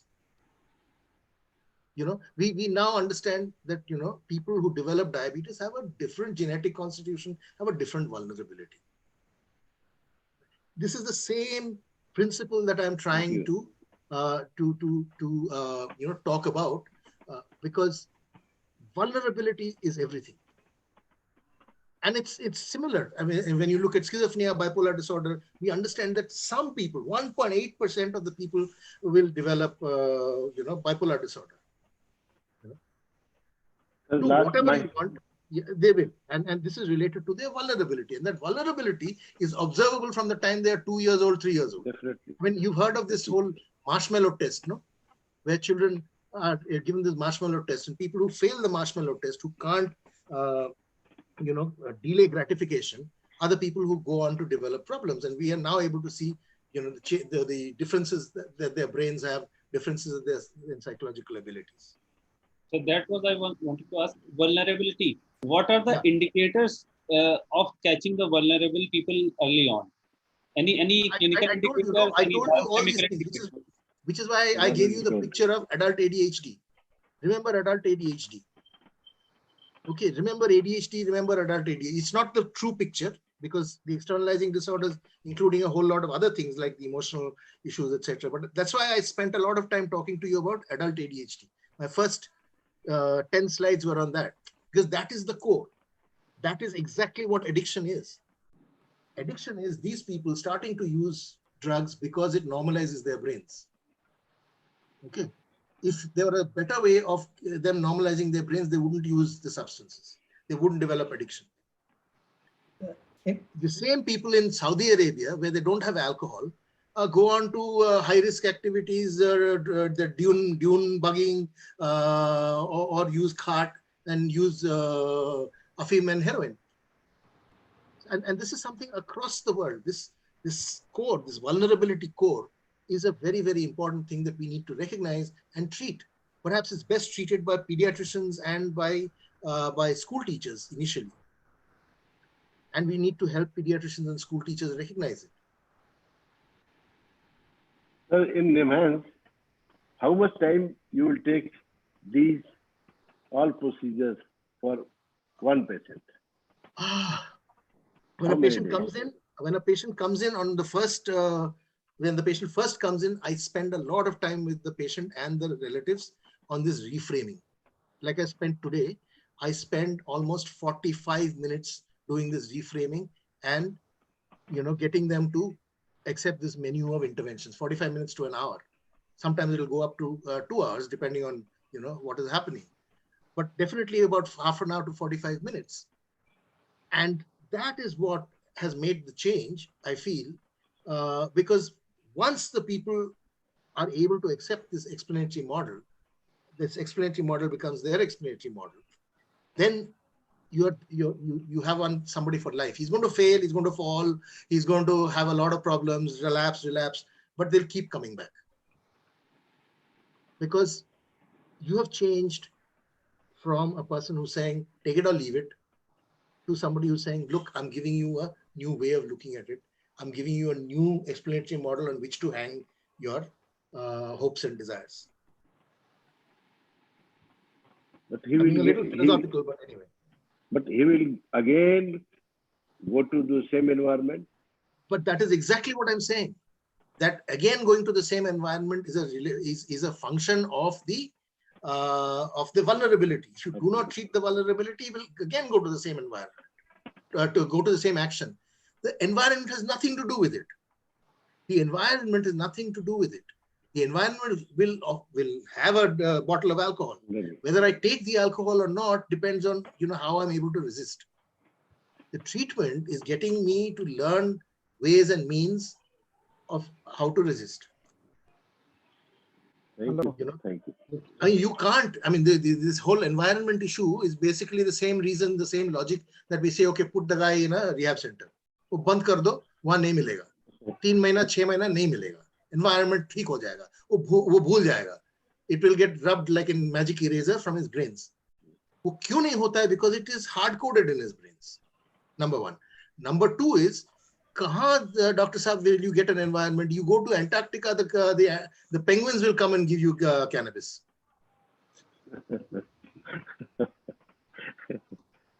Dr. Alim, audience. बहुत सारे question है, too many questions are there. one question is regarding this executive function, dysfunction, dysregulation, and creativity, and addition of substance. So, sir, what is your take? Some people say What is that the question? I didn't understand the question. the question is that a person takes substance, becomes more creative. So, No, taking substance does not make you creative. What is your take? Yeah. No, taking substance does not make you more creative at all. In fact, if at all, it decreases your creativity. Why artists and poets from time immemorial have drunk to create is a different issue altogether. This has really not got anything to do with today's topic, but since you brought it up, it's an interesting thing to talk about. When your conscious mind, is less active, which is your task positive network is less active, and your default mode network, that is your internal things are more active, that leads to these creative jumps. So you will find that, waking up in the morning when you're still half asleep, you will get your best ideas. Which is why thoda daru pi ke, dhun do ke, you can get some ideas. But you drink too much, those ideas will go. So it's about this whole relative anti-correlation between default mode network and task positive network that leads to these creative jumps. So it's got nothing to do with drinking more alcohol to become more creative. वो नहीं होता है. Let's disabuse everybody from this notion. Okay, thank you so much. Sir, there is a question कि when do we ask a patient कि अब बहुत हो गया, now you stop? ऐसी स्टेज कभी आती है? Is it a right way to say? कभी ऐसा होता है? क्या करेंगे sir? Now you stop is something that you're always telling me कि boss ये क्या हो रहा है? How is it affecting you? How is it helping you? And the issue is that the way we do it is, as soon as the guy comes in, we try to prove that he has 6 out of the 9 criteria, and tumhara to your diagnosis is made. That leads to premature focus, and people then say no, I'm not willing to accept it. This is why I would like especially the younger people to read up about the motivational interviewing style, motivational enhancement style, which allows you to overcome some of these traps. Nobody is suggesting that your use or excessive use of alcohol or drugs or cell phone is a good idea. What we are saying is, while that is a problem, let's focus on something else to begin with. That helps the human mind to defocus and work. Otherwise, the person comes in with saying, hell no, I'm not going to do it. Like I said, no, there are 256 people already who have said, no, mat karo. The psychiatrist is the 257th. Karke kya fayda bhaiya? Wo ho chuka hai. It hasn't worked. 256 guys before you have not succeeded. Do it a little different. And this is not just here, even in therapy, even in psychotherapy. What do? A person comes because a person is in a stuck state. Person comes to psychiatrist or psychotherapist saying, "Are yaar, kuch bhi bolo. I'm asking the same question, I'm getting the same answer. I'm doing the same thing, it's resulting in the same failure. Help me." So you can do 2 things. One is say, "Are yaar, ye karo, wo karo, ye karo." Most of the time it doesn't work because it's somebody else's idea, latched onto somebody else's life. But if you are able to redirect, if you're able to reframe the person's difficulties, then the person is able to look at different solutions. So this is the very basis of psychotherapy, reframing. And whatever you could be analyst, you could be CBT practitioner, you could be whatever. All psychotherapies work on this basic thing of reframing. And this is what we are saying, that even here, we should be able to do this kind of reframing because it works. It works very beautifully. And so there is a question on peer pressure. How does it help? How does it harm? Okay. Peer pressure is something that adolescents have to go through. I mean, adolescence is a time when you do a lot of things. and which parents can never understand. We all did it, and after we became parents, we can't understand what our children are doing. And one of the things is that your belief in your parents, your ability to unquestioningly accept what your parents say comes down. You start questioning your parents. The second thing, that you start putting a lot more emphasis, a lot more, what shall I say, a lot more importance to the peer group. Peer group is all important. And this is evolutionarily a very good thing, because it actually is helping your brain to start living on your own, away from your parental home, on your own, where you will have to take decisions yourself, and you will have to rely more and more on your peer group to support you, and you'll have to work with your peer group. And so evolutionarily, this is a very important task in adolescence. However, for this group of people who have these externalizing disorders, the peer group that they find, because they're all sent to the back of the class, are all people with this kind of externalizing disorders. So they get together and they are up to no good.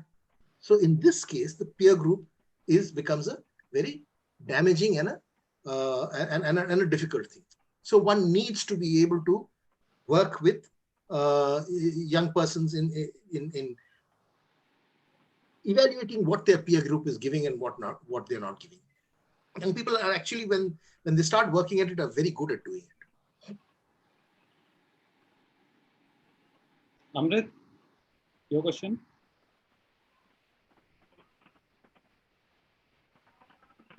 Amrit.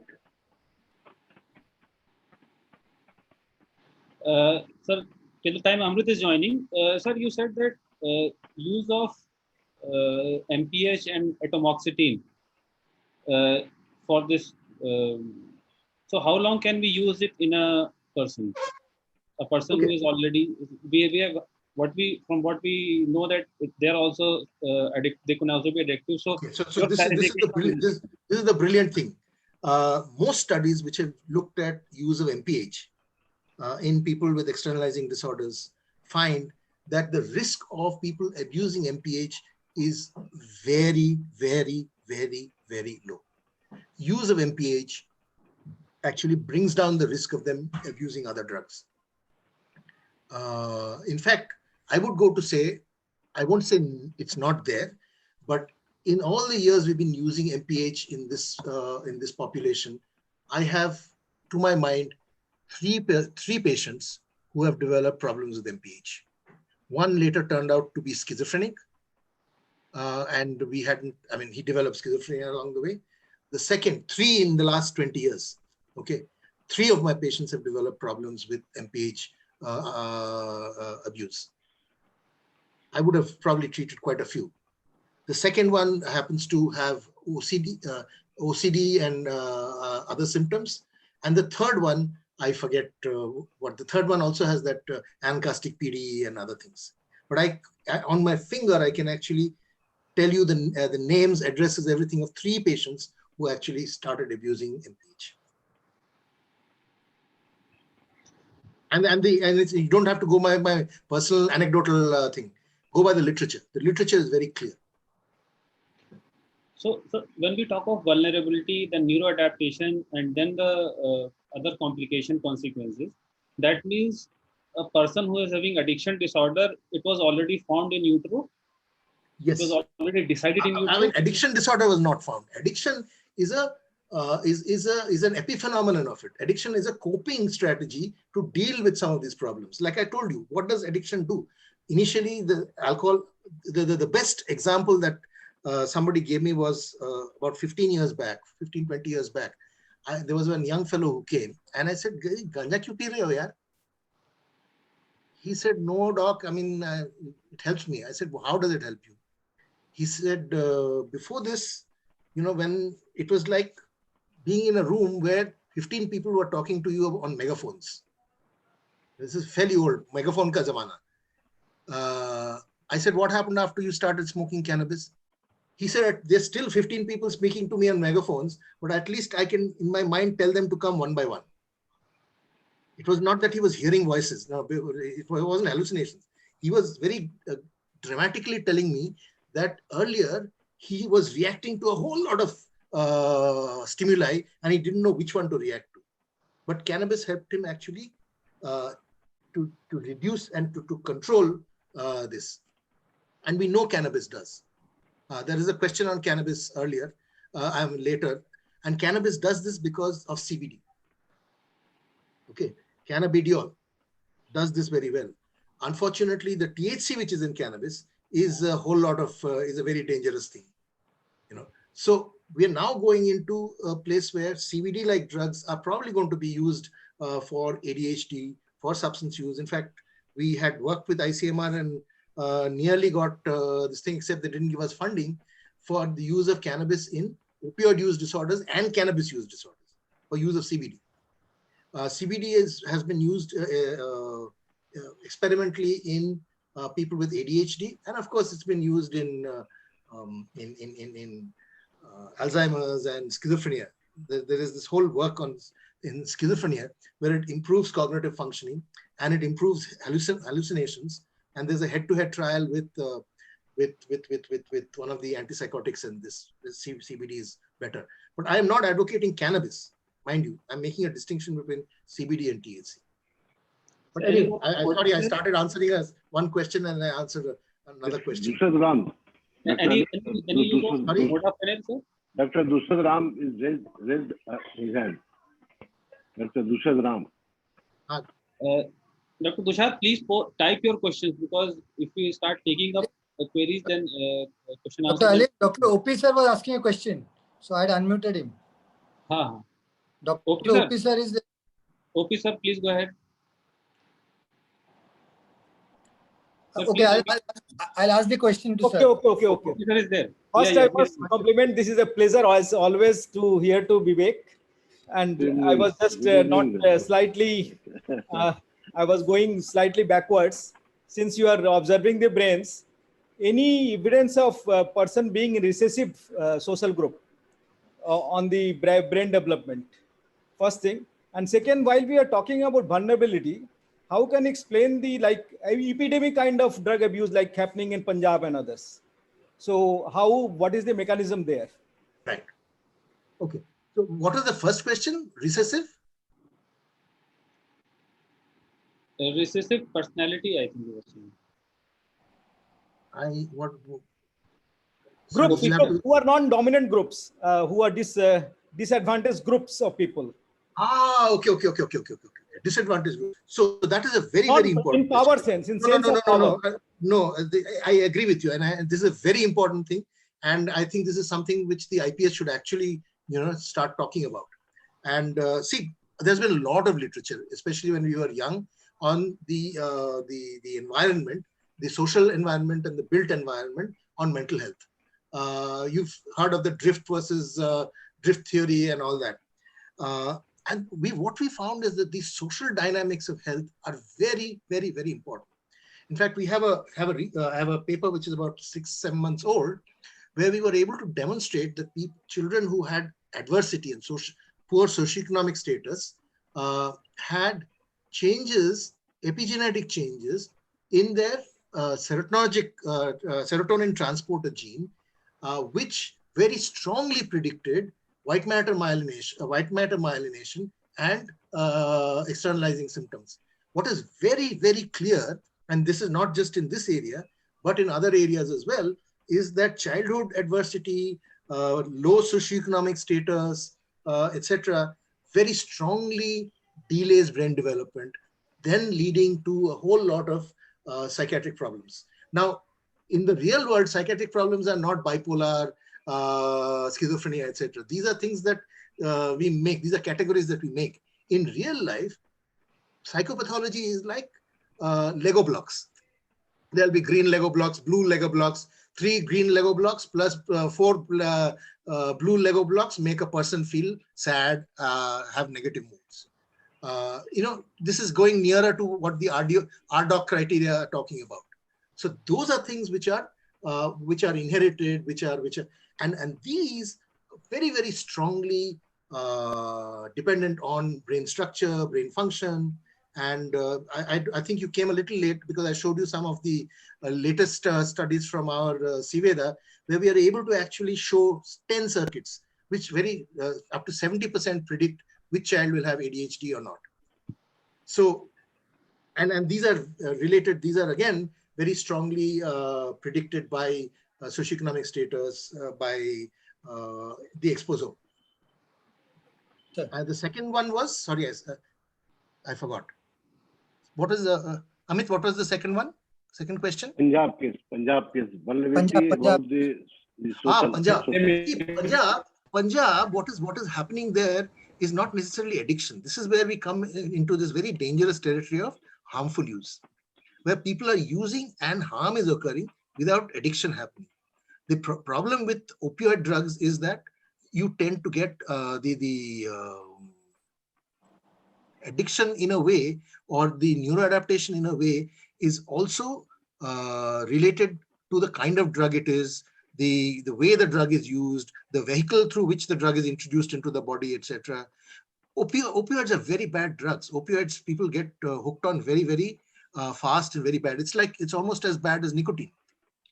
You increase nicotine supply, people will start smoking, and a lot of people will smoke.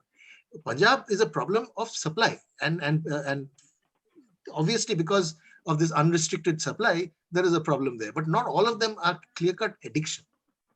However, no one is saying there is no problem, but that is a different problem, and which I was not talking of in today's talk. Sir, there is a question. Yeah. There's a question of locus of control, sir. How to handle locus of control concepts, as most of the time it is external, and therapeutic concepts make it more of internal works. And a psychological construct. Locus of control means I have more control over myself. That control does not have to come from my mother, father, society, etc. Now this is a very old and it actually came from the analytic concepts of I am in control of myself. But we are now talking of brains who cannot control themselves. So where is the question of locus of control? Obviously, they have poor locus of control because by definition, these people have poor locus of control because their brains make it so. By definition, they have no willpower. So these locus of control and willpower, that मैं willpower से लड़के लेंगे पाकिस्तान, ये नहीं होता है in real life. The very basic issue is weak. I mean, just to be colorful, the way I explain it is, कि भैया, you want to do Bharatnatyam, you want to do Odissi, or you want to do Manipuri, that comes next. First of all, the problem is that your stage is shaking. वो stage जब तक हिलता रहेगा ना, doesn't matter what you want to do. Willpower comes after the stage stops shaking. So what we are talking about, basically, about dealing with the vulnerability, is to get the damn stage to stop shaking. Sir, sir, can I ask question, Amrit? Yes, sir. Yes, sir, I have a question. Though sir, before that, you are a young person, but today you are looking very young. We are very happy to meet with you. Sir, the thing is that, though you did not tell, is there any 1% chance that this substance use disorder as a group is appearing to be a developmental disorder? Number two, do you think that in Indian context, is there any role of gatekeeping or something, that kind of intervention? Okay, so let me answer the first one, because all throughout that is exactly what I'm saying. That substance use disorders are the outcome of a brain developmental delay. Okay, so the core, which we have not recognized and which we have therefore never treated, and therefore we have such a very bad outcome with our treatments, is this core brain developmental delay. Once you start treating this brain developmental delay, your outcome gets better. And there is accruing data for that. The second thing is about gatekeeping. Gatekeeping, I think you're talking of, I don't know whether you're talking of the Australian concept of gatekeeper, person who prevents you from, starting to use drugs in schools, etc. Or you're talking of this whole gateway of drugs, like people who use tobacco and then go on to use other drugs. In what context did you I use think the gatekeeper concept, person who is preventing. Yeah, so it's actually nice because as you would have realized that delaying first use is one of the best public health methods of preventing the problem. I mean, there is enough data to show that the later you start, the lesser are your chances. If a child is to start at the age of 16 drinking or using cannabis, the chances of that child developing by the age of 45 developing an alcohol use disorder or a cannabis use disorder is around 80%.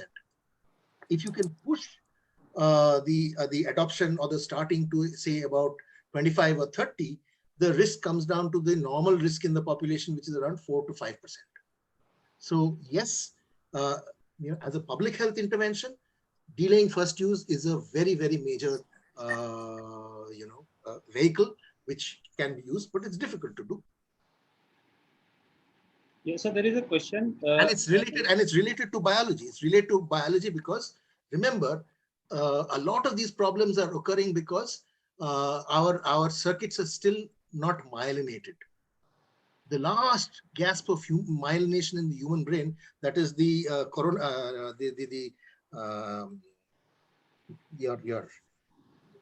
what is that white matter thing connecting the two lobes? Corpus callosum. Finally myelinates around 25 or 30.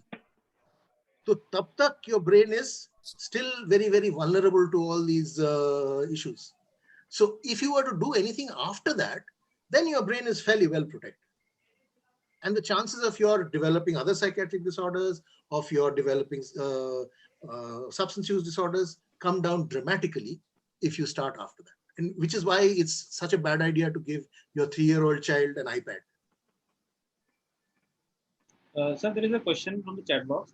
Many family members come that they are exhausted, but the patient is still in denial, won't come for treatment. What to do in such cases for betterment of patient and its relatives and his relatives? All right. So so this is something that I discussed. This is a serious issue. I mean, this whole concept of denial. What is denial? Denial can also be seen as ambivalence. 2 steps forwards, 1 step backward. At any moment we are in balance. To just give you a very bad example, I have a very bad habit of cleaning my nose. It's a very bad thing. Okay, but there are things which keep this habit because there are reasons why cleaning the nose is good for me. And there are things which prevent this because everybody, including my wife, my daughter, everybody is against me when I do that. With any behavior, we are in this kind of balance. And what one needs to do to bring about behavior change is to tip the balance in the direction of behavior change. And that is something that needs to be done. Not necessarily catch hold of the person and say, "Abhay yaar, you are in denial, ek chanta marunga," which is usually the way we deal with it. And yes, the parents are scared. Like I said earlier, the parents have just had enough of it. But what we have found, we also get the same parents. But when you sit down with them and explain, give them a different explanatory model, give them a path, why are people scared? Why are people, given up? Because they feel that there is no answer. Once you're able to actually give or change the explanatory model, parents as well as the patient himself or herself, gets energized to do things in a different way. So which is why I prefer doing it, by increasing motivation, because the years before that, when I did the Chata strategy, it didn't really work for me. Denial and motivation are the same thing, particularly the rejection. See, when you look at it from the motivational interviewing strategy, denial is just ambivalence. Yes. Right? So for a motivational therapist, I will never look at something as denial. I will look at it as ambivalence. Ki beta aage nahi ja pa raha hai, piche nahi aa pa raha hai. So we need to change the way he looks at things to move in some direction or the other. I mean, that's the whole core of motivational enhancement therapy. Sir. I think Dr. Alim, sir, chairperson, it's 10 o'clock. I think there are a lot of questions. So we'll invite sir once more. Rajkumar sir has a question. I think last question. Yeah. Last question, puch lo. Rajkumar sir. Rajkumar sir. You are on mute. Dr. Ben. Yeah. Good evening, Dr. Benegal. It was really an informative talk. I just wanted to clarify one thing. We say that, look, there is a neurodevelopmental deficit. That is why perhaps these possibilities of using substance as a coping behavior is one strategy that they have. And we also say that, okay, preventing it would be possible if we can delay the use of the substance to beyond 25 years of age. Wouldn't such people indulge into it despite the preventive measures that we might be taking up? Yeah. You're absolutely right. So you're absolutely right. So, I mean, just preventing use is not enough. I mean, we know that even when you look at it from public health perspective, just doing demand supply reduction is not enough. You need to have demand reduction. So what is really, really important is to be able to is to work with these children when they are children, by which I mean when they're 2-3 years old, which is why you and I should be talking to pediatricians and school teachers and mothers, recognize these and put interventions into place. There are many interventions which can be done. There are many interventions which can teach children attentional issues, can teach children how to deal with their emotions, can teach children what to do when they're bored, angry, this whole coping skills that we do in schools, and that is something that needs to be done more so in these children. So, the work that we do with young children is very, very important in what happens later. In fact, OP talked about, what happens, especially to children from low socioeconomic status, etc. Especially there, we need to work. And who does coping skills training in bastis and jhuggis and jhopadis? A lot of the problem will be happening there. Who does coping skills training in all the children who, from richer families whose parents go out leaving them with an ayah or with the television or the latest is iPad nanny, and that is where a lot of the pathology is happening, and that is where we need to plug it. So I think, between what you said and what OP said, that is where we really need to work at. That means we have to be a family person, be the family man.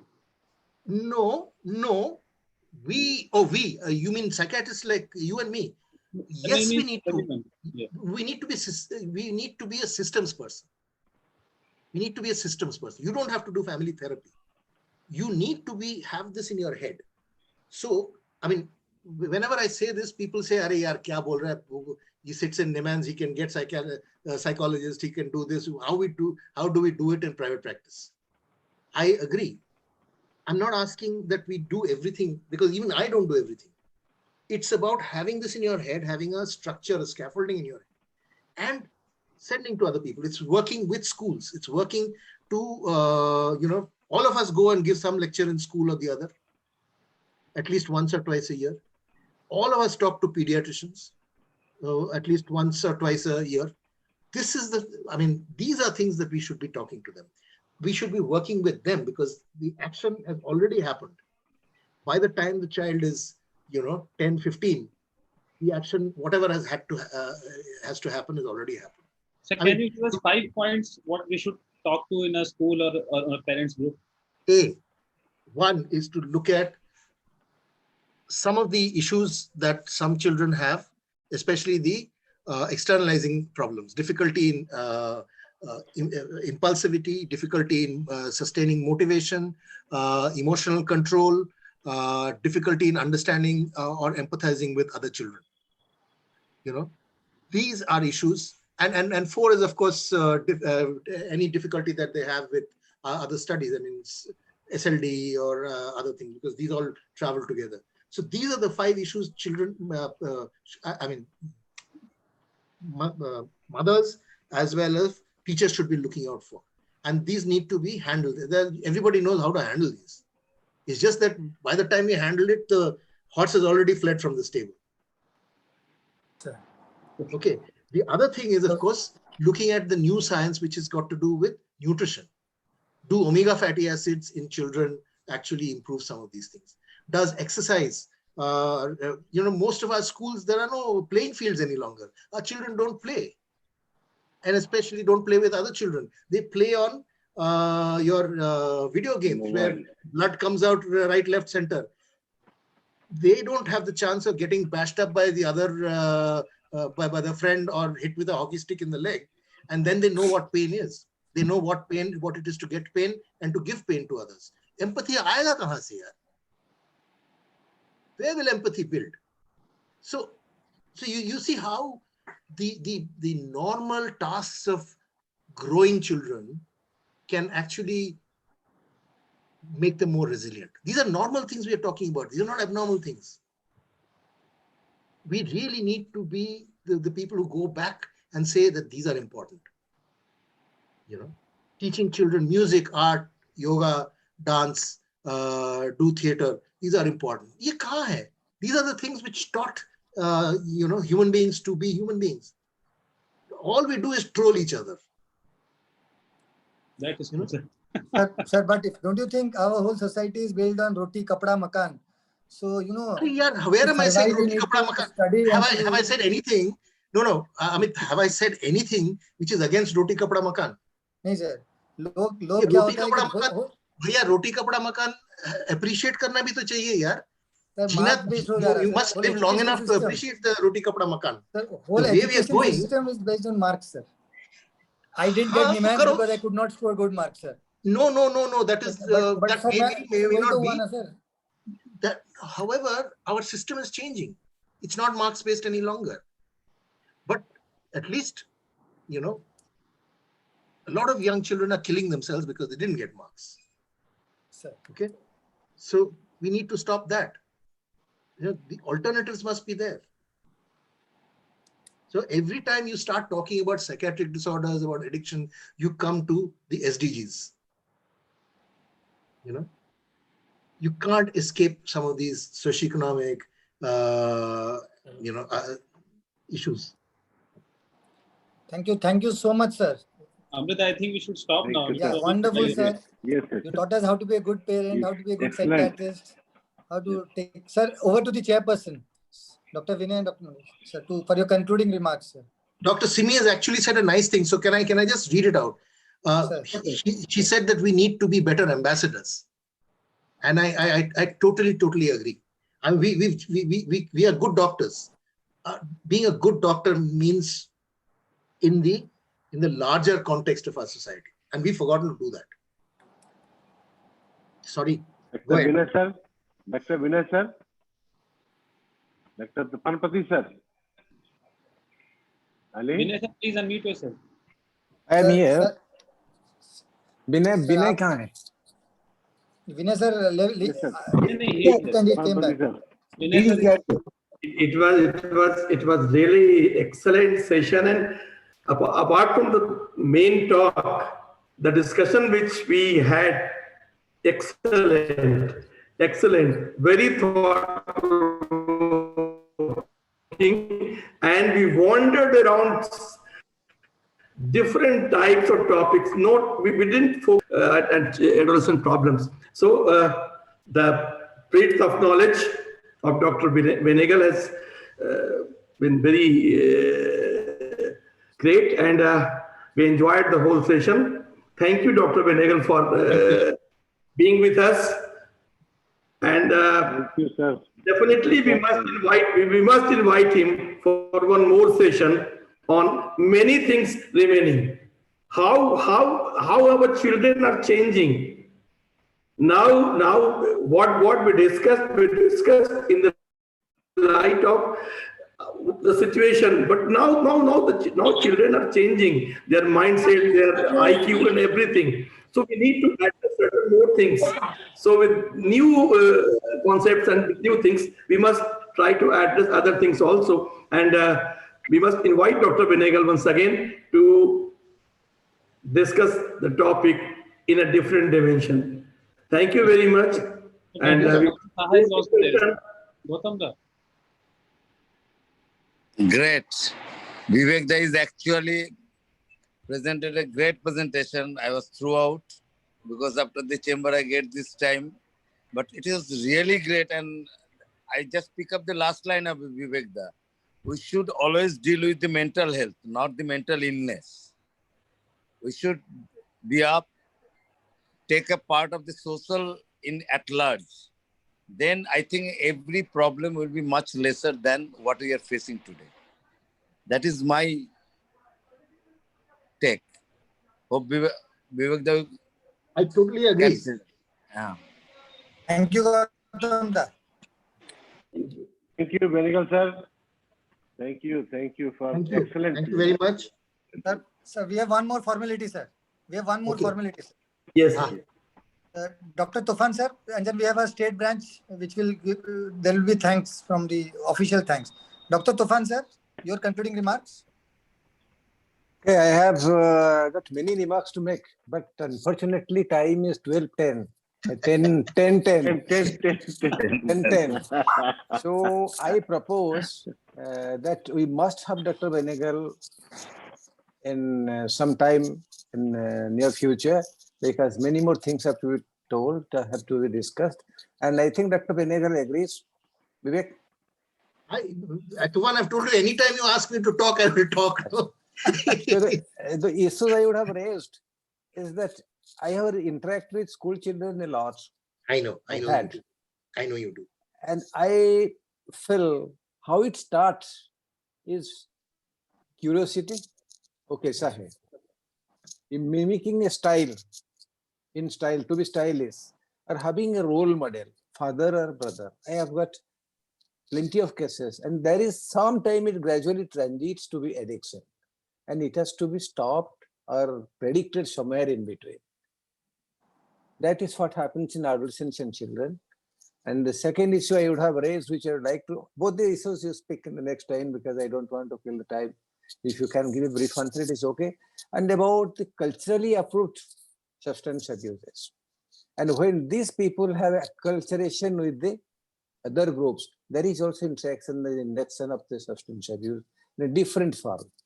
I know a boy who used to take alcohol along with opium, and it was accepted there. But these things do not take up well in the when they are back in the society. Culturally approved addiction and its acculturation effect, because now it is everything is opening up. These two things are things that haunt my mind, and you are the best person to answer. It is up to you in this webinar, or next is your choice. Yeah, I mean, I can't resist. What you brought up is very important. The whole thing of informal social controls and how drugs have been used in our society earlier, and how drugs are now being used in our society, and how that change has made all the difference. Excellent topic. Thank you, sir. Thank you, Dr. Tufan. Thank you, sir. Thank you, Dr. Benegal. Thank you, Chairperson. Thank you, sir. We are very much elated to state that we had 600 plus registrations, and particular time attendance was between 350 and 400. I thank everybody and hand over to Amrit to conclude. Dr. Subhendu will give the vote of thanks from the IPS Odisha State Branch. Pawan, please unmute Dr. Subhendu. He's our Honorable Secretary of our state, and he told me personally that yes, if Dr. Benegal sir is coming, I will be sitting throughout. Even he had a busy practice till 10 o'clock. Dr. Subhendu Narayan Mishra. Pawan, please unmute. Sir, I'm unable to find him. No, he's there, but I'm trying to unmute, but his, I think, video is stuck. Subhendu. Subhendu is there, but his video is stuck, it seems. No problem. Then I on behalf of IPS Odisha State. Subhendu, do you listen? Are you listening, Subhendu?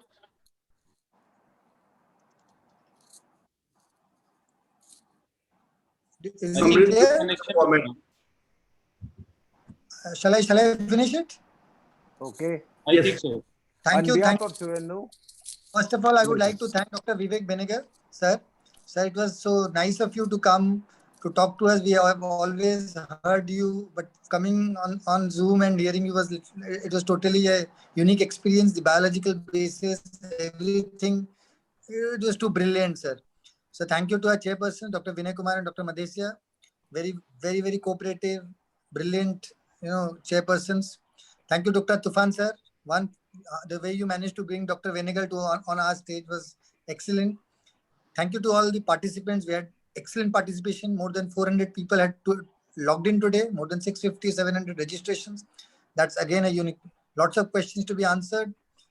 Lots of questions will be answered later on. Sir has agreed to come once again. That's brilliant of him. Thank you, Torrent Pharmaceutical, IPS Odisha State Branch, our President, our Honorable Secretary, our CME Chairperson, and all the esteemed members. Thank you, Dr. Aleem. As always, you managed to take my connection out at the right time when I have to ask questions. And you managed to ask all the questions.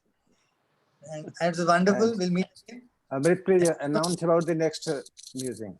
Next time we will have Dr. Shekhar Seshadri back. Therapeutic context and processes, categorical nuances. See you back next week. Thank you. Good night. Bye-bye. Good night. Thank you. Good night. Dr. Venegal, thank you very much. Thank you. Thank you. Right. Dr. Madesya, so nice of you. You were Thank you. given a lot of inputs. Thank you, sir. Nice for your Thank you, inputs. Venegal, sir. Thank you. Thank you, Aleem. Okay. Good night. Good night. Thank you, everyone. I'll close the meeting. Okay. See you. See you, sir.